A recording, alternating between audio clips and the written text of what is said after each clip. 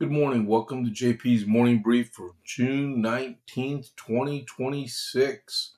Good morning, everyone. Let's do this. It's been a quiet night. I was dreading. I went to bed about 10:30.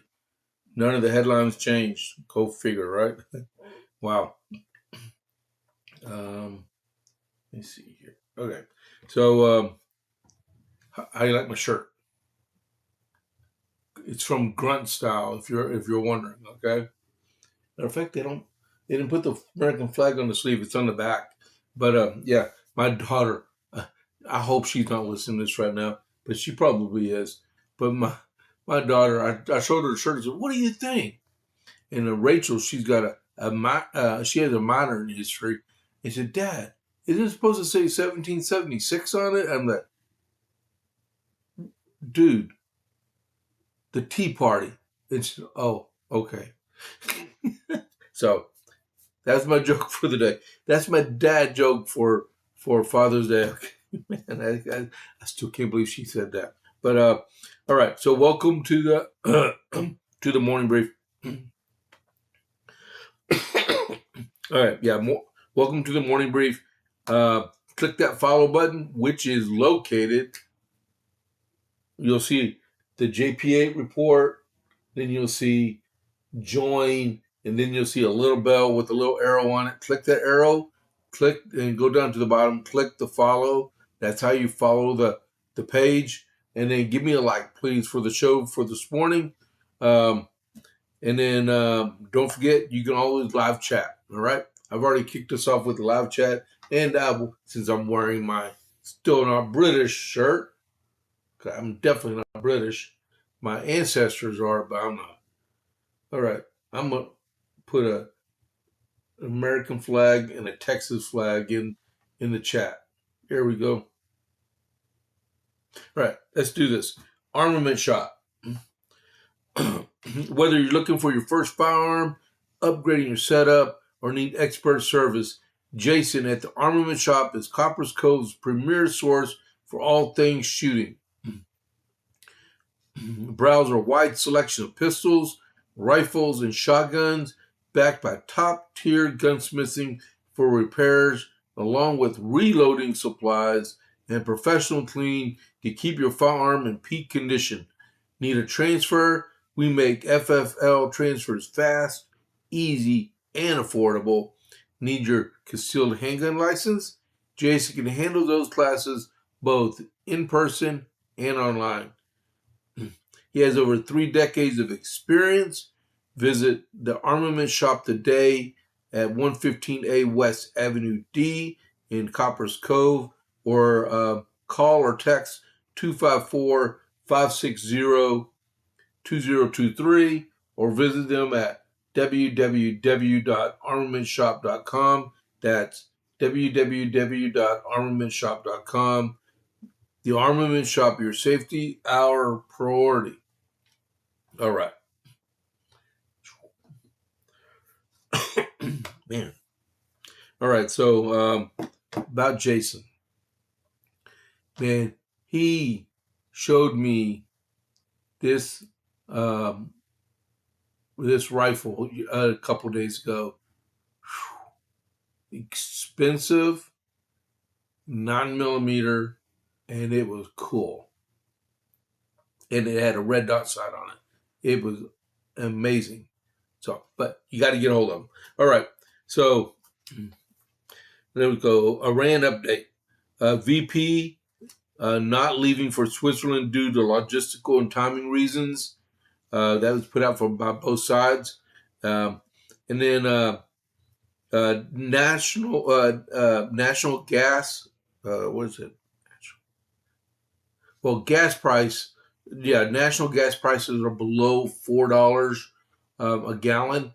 They're even lower here in Central Texas, and I will show you after the regular part of the show starts. Right. Iran's supreme leader didn't want the MOU, but the Iranian president took personal responsibility for the execution of it to give it a chance. So I guess don't trust the Iranians, not one iota.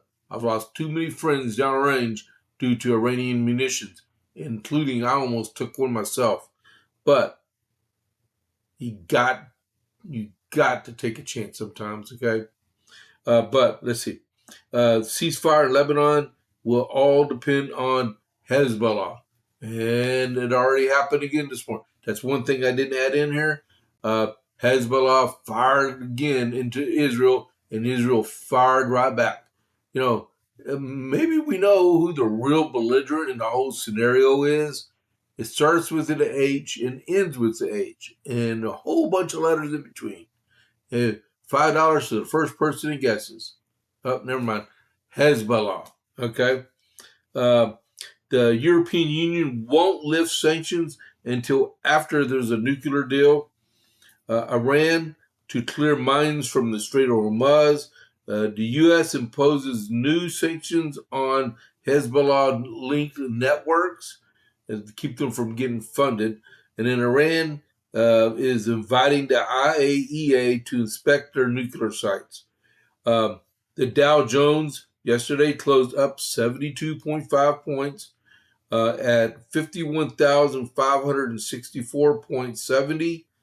Brent crude oil this morning was at 79.44 a barrel, and West Texas Intermediate was at $75.80 a barrel. All right, that's your update. All right, get situated. Hold on just a second here.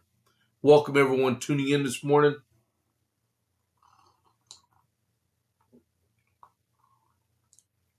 Yes, I did serve with 82nd. All right.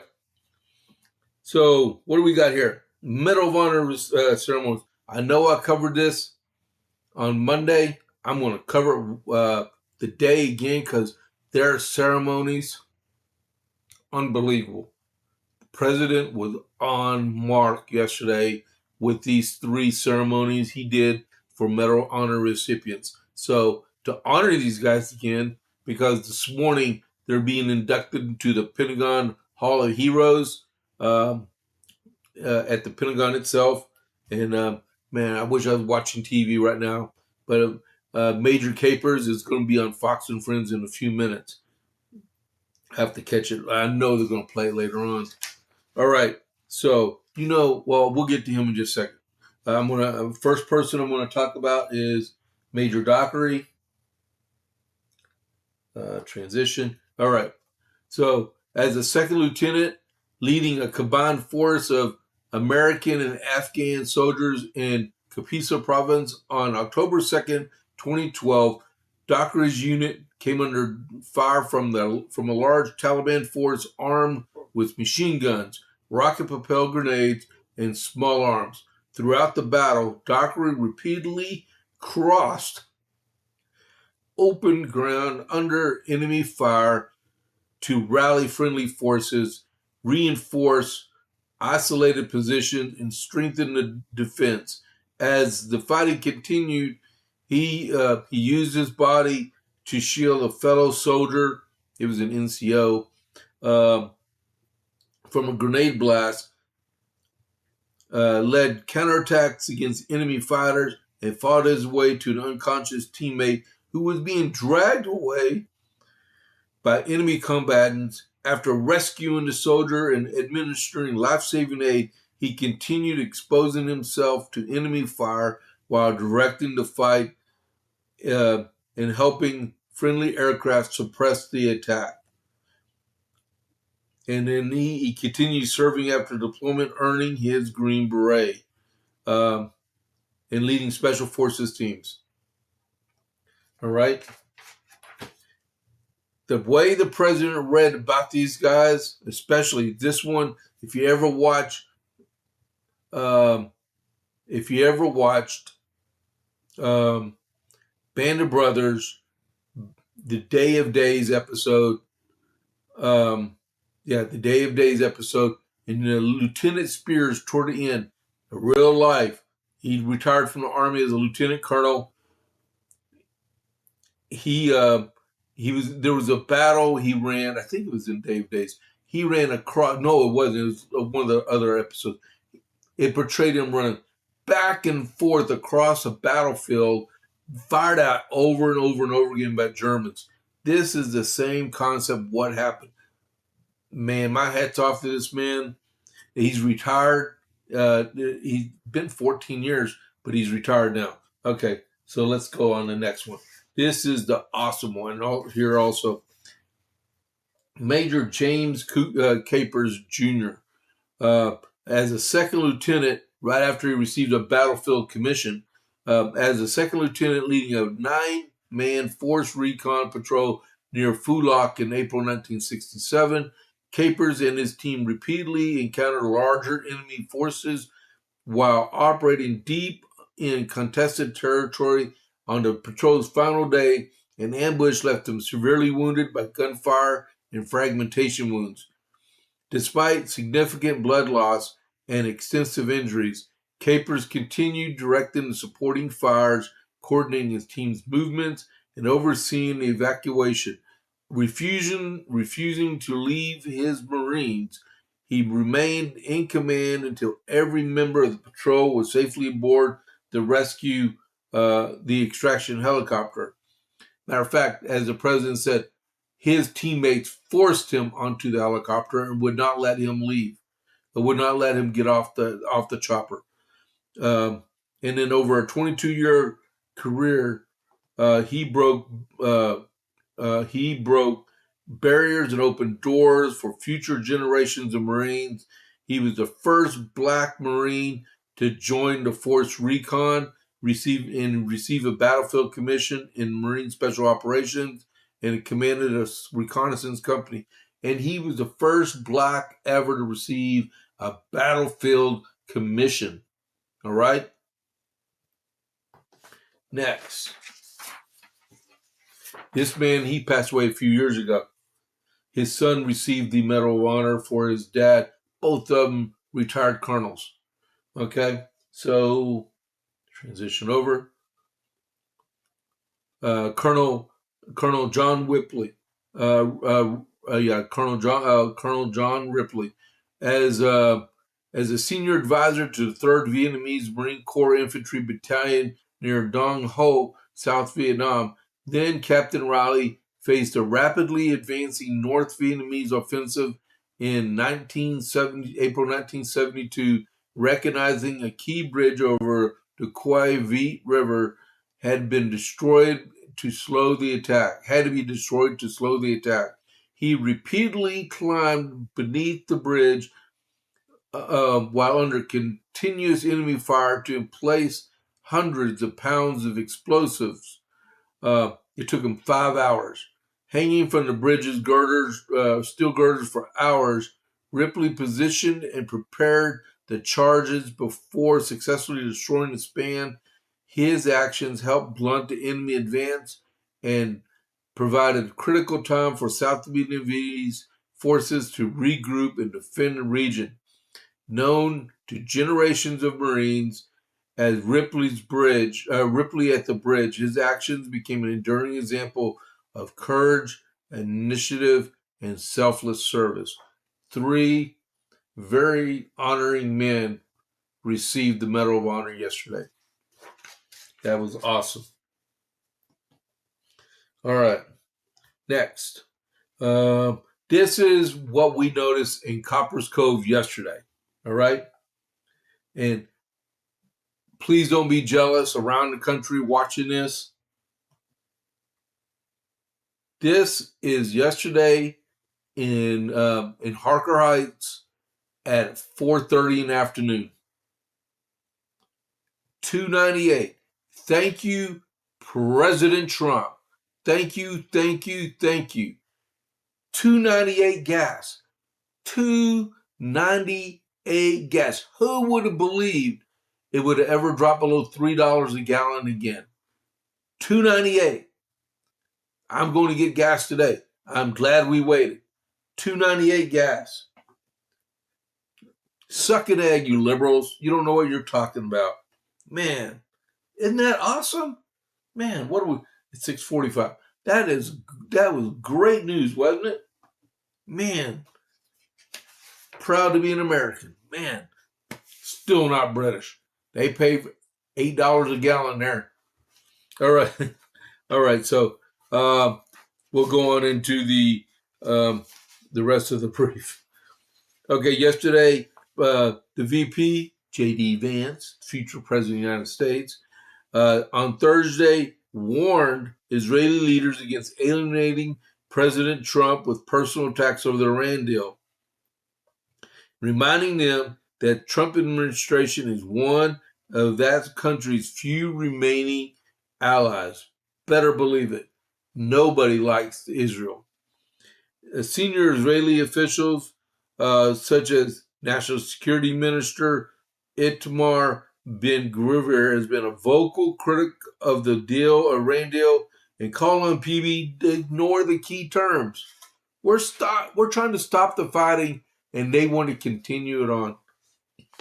So this is the quote, and then we'll go into the next story, cover this more in detail with the JPA report.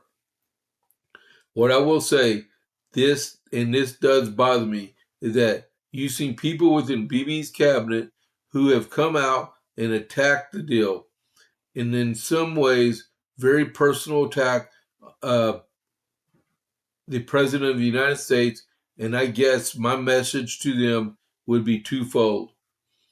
While speaking to reporters at the White House, number one, Donald J. Trump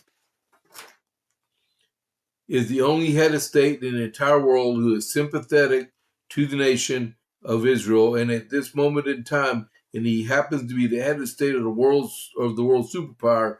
Vance said, "If I was in the cabinet of the Israeli government, I might not be attacking the only powerful ally that I have anywhere left in the entire world." Full stop. There's another paragraph. I'll read it later. Full stop. If you want to support, you'll support our president. Where do you think you get your bullets and your missiles from? All right.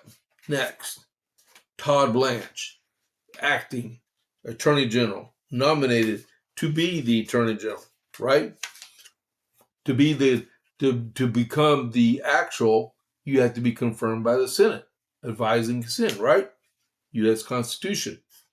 Well, the Judiciary Committee set a date for acting Attorney General confirmation hearing for next month, July 15th, right? He will testify about his record under the Trump administration.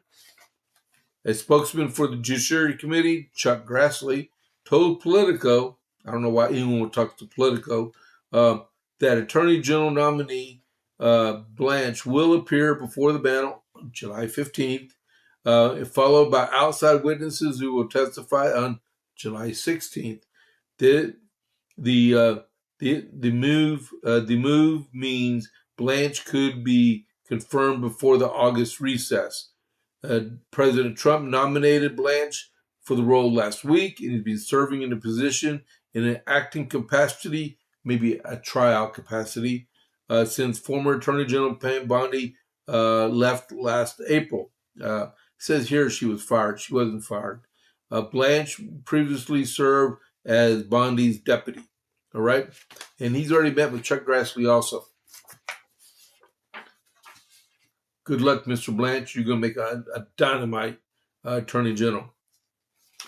As we know also, Jay Clayton's DNI confirmation is on hold until the Senate confirms Jamie McDonald as the U.S. Attorney for the Southern District of New York. You're playing with fire, senators, and we are learning the names of the people that are objecting to it, like John Kennedy, John Thune, Bill Cassidy, John Cornyn. All these names, John. I think that rings a bell there for some reason. But these guys are becoming an endangered species.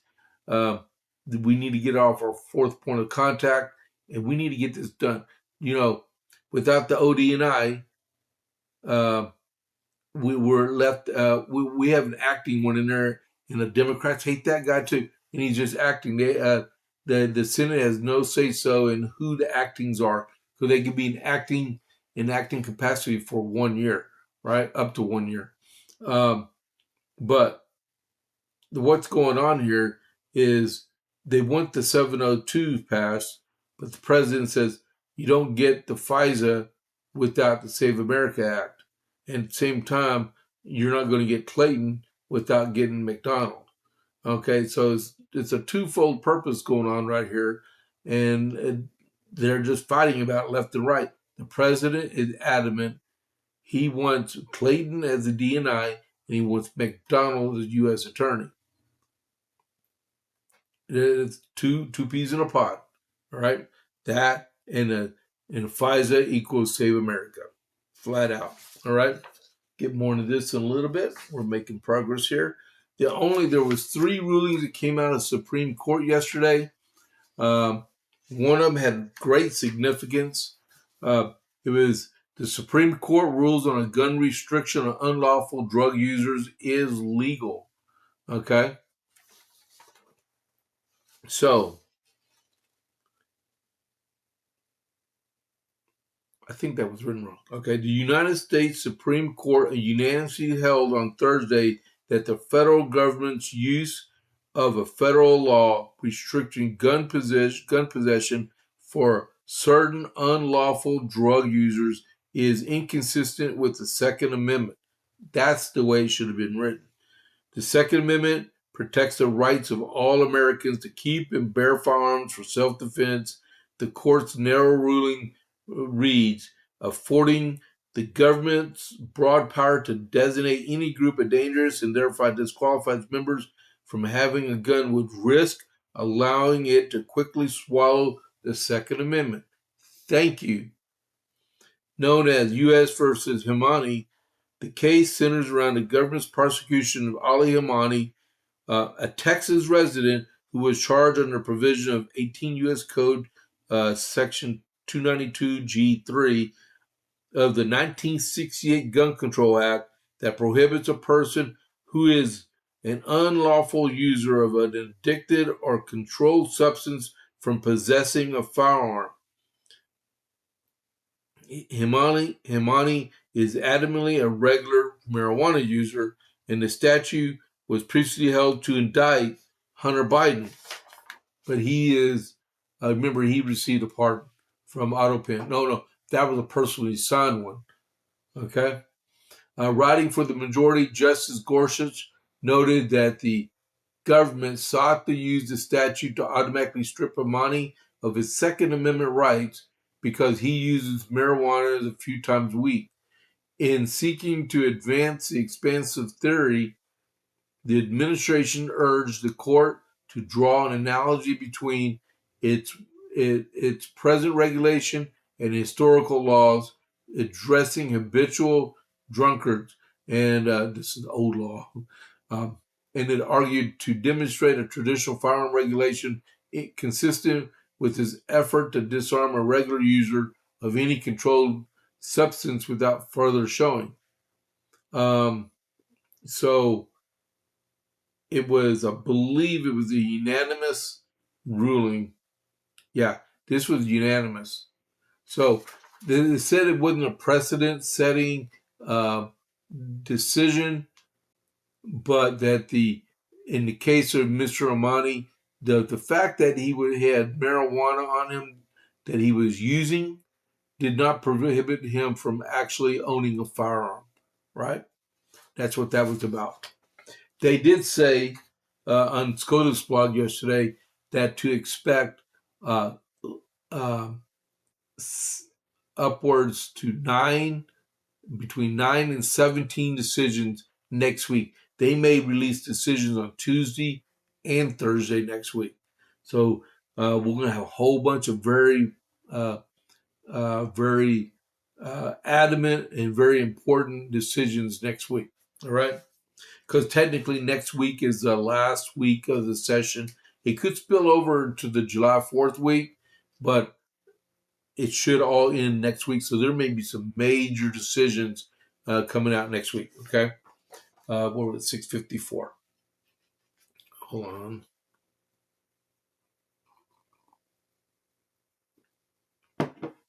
All right. Third Circuit Court of Appeals said that the Trump administration can replace Philadelphia slavery exhibits. There's always the case, right? Federal Appeals Court on Thursday said that the Department of Interior can, in fact, remove and replace a slavery exhibit at the site of the United States' first executive residence in Philadelphia.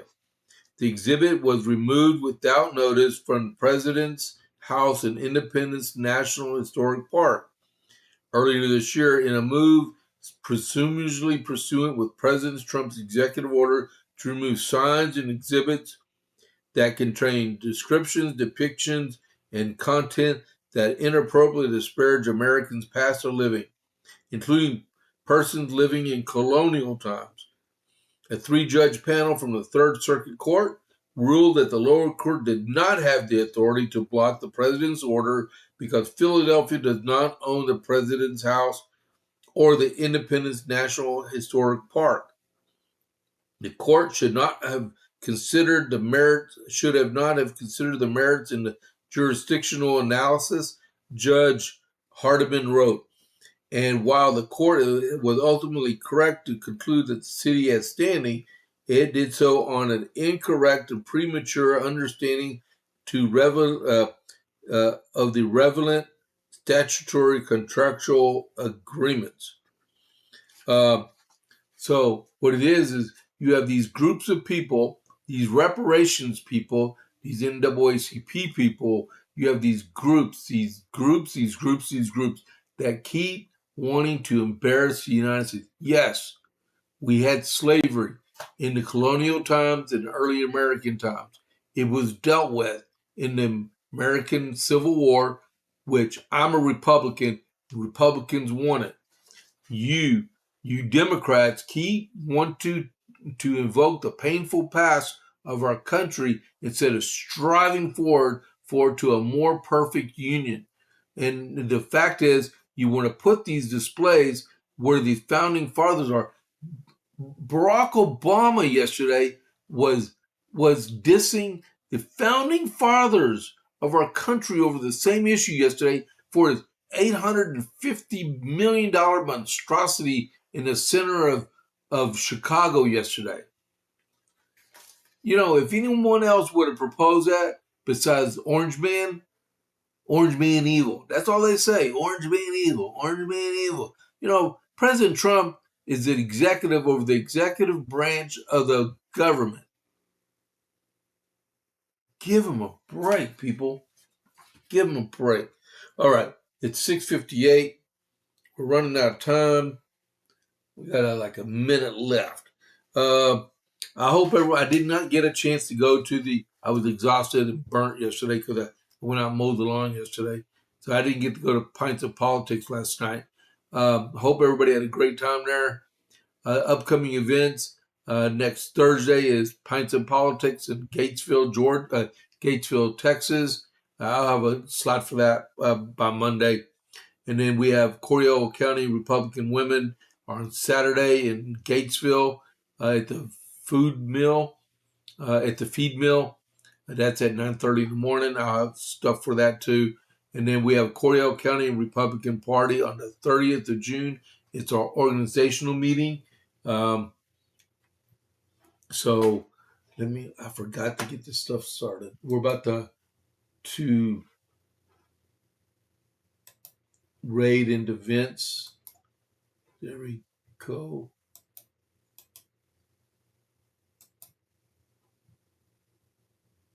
I will see everybody else in an hour for the JP8 report. All right. Oh, what happened?